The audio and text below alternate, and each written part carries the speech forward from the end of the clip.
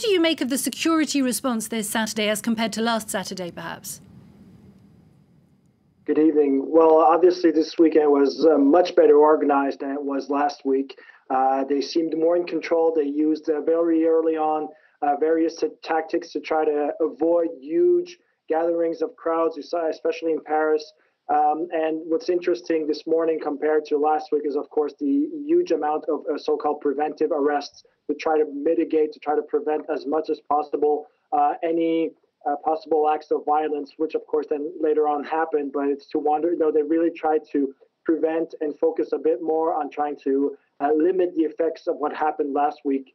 So that would be the main difference. Now, meanwhile, security forces are already stretched by the continued terror threat looming over France. Is there a risk of a situation getting out of hand?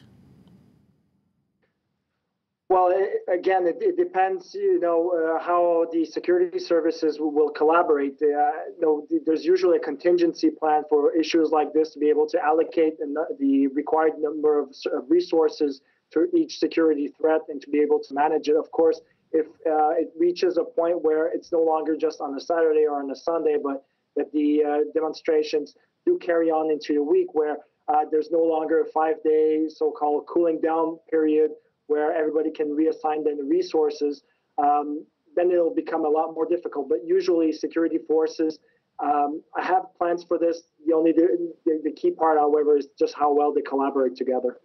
And taking this from the other side, who are the people who are taking on security forces in these violent clashes? Well, mostly are really are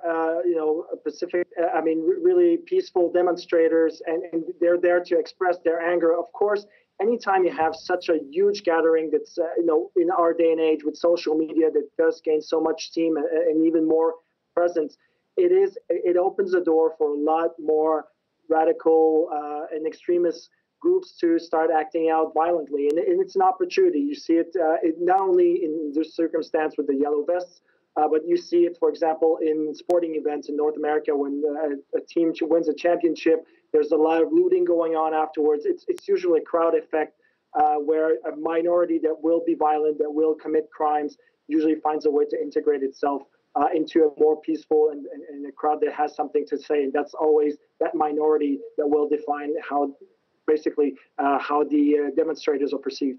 And briefly, if you would, ahead of these protests, authorities were using strong language, stating that rioters were planning to come to Paris to, quote, loot and kill. Was that a strategy?